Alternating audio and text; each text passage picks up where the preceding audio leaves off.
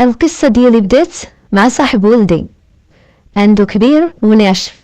ما كنتش كنتصور شي نهار نطيح في حاجة بحال هادي. مع عمري كنت انا فكرت ندير شي حاجة بحال هادي. السنة عمري 45 عام، كنت مزوجة طلقت وجبت ولدي يجلس معايا.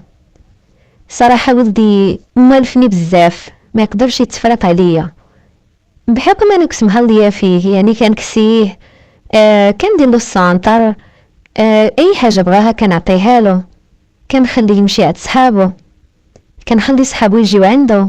يعني كنشوف صحابو اللي مزيانين. مني كان صغار في 6 سنين وانا وياه كارين وساكنين بوحديتنا. مؤخرا سكنت واحد العمارة، شديت حقي من الورث ديال والديا واستقرت انا وولدي في واحد الشقة. يعني شريتها درتها له بالاسم ديالو. بقينا عايشين انا واحد المرة اللي انيقة. واش غادي نقول لكم، الاناقة ديالي والجمال. يعني حتى انا حاجة ما ناقصة. انا عندي 45 عام، اللي شافني يقول عندي 25. ولدي ملي كان عنده 6 سنين هو عايش معايا حتى دار 25 عام في عمره. صافي سالا القرايات ديالو الدراسة. هو واحد صاحبو كانوا كيبريباريو في واحد الشركة، يعني باش يخدموا. صاحبو مؤخرا تعرف عليه، كان كيجي عندي للدار كيشوفني انا انيقة، الطريقة ديال التقديم كيفاش كندير ليهم بحال هكا القهوة ديال العشية، كيشوفني كيفاش ندير لي كيك بحال هكا. كيشوفني واحد المرأة اللي نظيفة بزاف ونقية، وحتى الطريقة ديالي مقبولة، يعني خفيفة على القلب وخفيفة على الظل. كان دائما ولدي كيقول لي صاحبي راه مربي، راه مزيان، راه واحد الولد اللي ما نقدرش نوصفه لك ماما.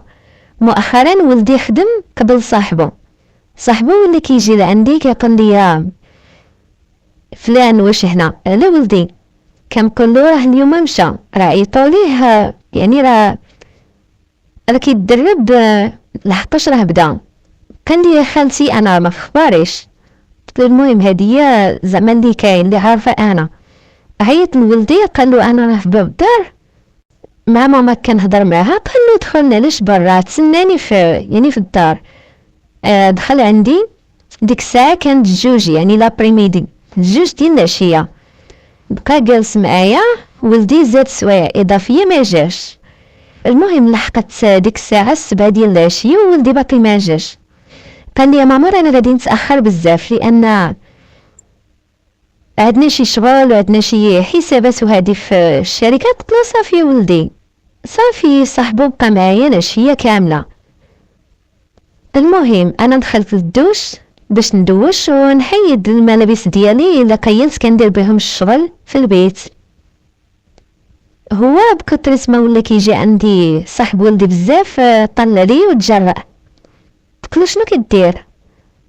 قال لي زعما احتاجيتي شي حاجه بحال هكا نمد لك الفوطه ولا ندير لك الصابون، راه ما كاين مشكل. قلت له كنت حشم، يعني شاف الرمان كبير. قال لي تمنيت هذاك الرمان يعني نرضع. قلت له شنو ترضع؟ قال لي الله يعطيك السر بغيت نرضع. قلت له دير عقلك حشم. المهم دخل معايا للدوش، بقى كيشد ليا في الرمان. المهم حتى وحيد حوايجو ودرنا الصابون بجوج. نسيت بان انا عندي ولدي وعندي حياتي، نسيت حيد حوايجو.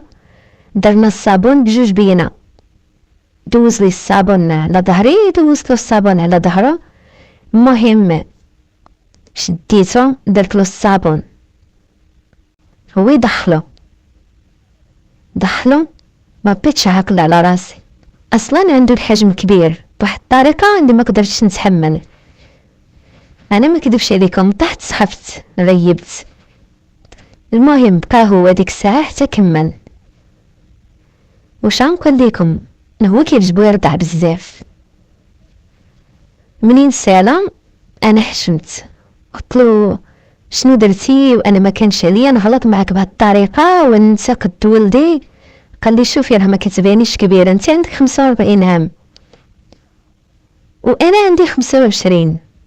قال لي فين كاين المشكل، انا غادي نتزوجك. قلت له لا حشم ما تبقاوش هاد الهضره، صافي يلا خرج، ما بقيتش تلحق لهاد الباب. وقلت له عندك ولدي ساق خبار بحال هذا. قال لي عليك الامان ما يساقش الخبار. المهم ولدي بقى كيتاخر في الخدمه، هو بقى كيجي عندي يوميا نهار لا ويومين الثانيه كيجي عندي نهار على خوه. واش كيدير الرضاعه يا عباد الله؟ صافي كيجمع معايا، مني كيبقى يرضع وكيدخل يعني المسائل المطار. انا مني كيدخل المطار كنغيب، والصراحه يعني كيبرعني. عنده الرضاعه بواحد الطريقه اللي كيخليني انا نموت. ودابا فين كاين المشكل، كيقول لي ملي مقرب من قرب يجي غوتين. وكيفاش نغوتو انا في العماره مع الناس؟ كيقول لي لا ما غوتيش راه ما يجيش داكشي بحال اللي باغي. وهي انا اصلا انا فيا قاعده، ملي قرب هو يجي انا كنبقى نغوت، يعني كنبقى نتحرك حيت اصلا الحجم كبير، كنبقى نتحرك وكنبقى نغوت وكنفقد السيطره على نفسي وكنبقى نغوت. واحد النهار جا ولدي على غفله وسمعني كنغوت، ولكن انا داير السيروت من الداخل. كنسمع ولدي يعنس السيروت في الباب، هي مي صاني على الباب، هي مي صاني عليا في التليفون. صافي لبسنا حوايجنا وسالينا. ولدي دخل، انا تحشمت وما بينتلوش، يعني كانت الصيف دغيا لبسنا هداك الشيء الفوقاني وجمعت شعري، وهو كذلك ومشى جلس واحد البلاصه وحطيت ليه بحال هكا الشاي وحطيت ليه الكيكه. جا قال لي ماما علاش تعطلتي في يعني ما حليتيليش دير السيروس من الداخل؟ قلت له لا ولدي انا طلعت على السطح نشرت وهبطت. المهم ما ما جاب ولدي بحال صاحبه طاح من عينه، بحال حس بشي حاجه. المهم استمر بينا على واحد الشهور وانا وياه يعني طايحين في علاقه غير شرعيه. شنقول لكم انا ما قدرتش نتفارق معاه، يعني كيبرعني. انا ما عمري فات لي مع راجلي اللي ولدت معاه ولدي، يعني طليقي ما عمري فات لي درت معاه هاد الشيء. الراجل اللي بغى يسالي مع المراه لازم ارضع لها الرمان، لازم يعرف كيفاش يعيش معها وكيفاش يتعامل. انا هذاك الشيء اللي طحت فيه مع صاحب ولدي، ولكن غادي نقولوا اخرتها ايه، اخرتها تزوجنا. ما تصدقوش لحقاش ولدي بدا كيلاحظ شي حوايج وبديت كنطيح من عينه. المهم وقت ما جا كنعيشو انا وياه احلى اوقات، كما قلت لكم كانني مزيره اكثر من البنت، اكثر من اللي باقا عزبه، اكثر من اللي باقا هضره. راه ملي كيدخلوا انا كنبقى نغوت وملي كيشد الرمان كيبدا يمص الرمان ويرضع وياكل في الرمان. انا كنتلف كنغيب، كنفقد القوه ديالي، كنفقد سيطرتي. درت معاه شي حوايج اللي ما كانتش تقدر ديرهم مع شي وحده، وخليته والفني وتزوجنا. انا باقا في عمر 45 عام، يعني باقا كل الطاقه وحيويه وما ولدتش بزاف، يعني عندي ولد واحد وبقينا انا وياه في واحد العيشه يعني حلوه بزاف. وفي الاخر تزوجنا، واخا ولدي ما بغاش، ولكن حاولت نتقرب من ولدي وقلت له شوف انا يعني صبرت عليك وكريتك وتهليت فيك وضحيت من اجلك، ما تزوجت حتى درتي 25 عام، حتى توظفتي وخدمتي، في كاين المشكل؟ قلت له الشقه انا كاتباها لك ديالك.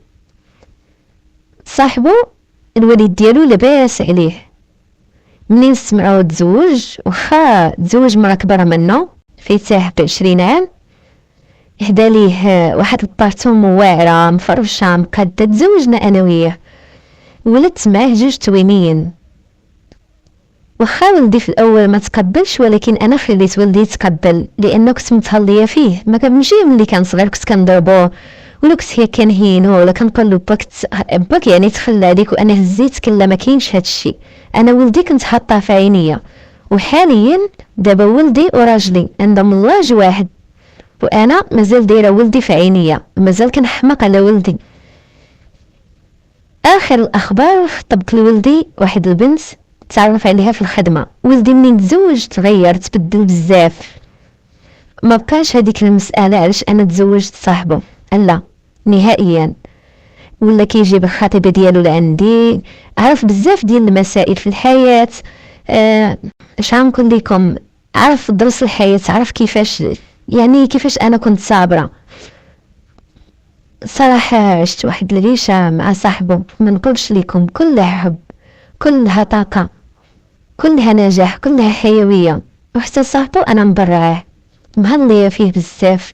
وانا واحد السيده اللي يعني حركيه ما كنجلش، يعني بارتومو ديالي كتشعل لا نقيه، ما كنحتاج لا خدامه، ما كنحتاج لا مساعده، لا حتى شي حاجه، الشغل كامل على علم. حتى انا قاريه، يعني خديت الاجازه ديالي بنقطه اللي مزيانه. مؤخرا ما قلت لراجلي بغيت نخدم، قال لي لا ما غاديش تخدمي، انت تبارك الله السيده يعني فاهمه وعارفه كل شيء، انا ما نصيفطكش تخدمي. واش حنا زعما ما عندناش، لحقاش راجلي يعني خدم خدمه مزيانه، خدم مع باه في الشركه نيت. وكيما قلت لكم الوالد ديالو هدا لينا واحد البارتون واعره ومفرشه مقاده، مصروف عندنا صحيح. ولدت انا جوج توينيين، جوج ولاد دراري كوره. قال لي راجلي يا ربي تقابلي ولادك. المهم قابله ولادي، مهليه فيهم، منقياهم، مهليه في راجلي، عطيها حقهم، اي حاجه بغاها.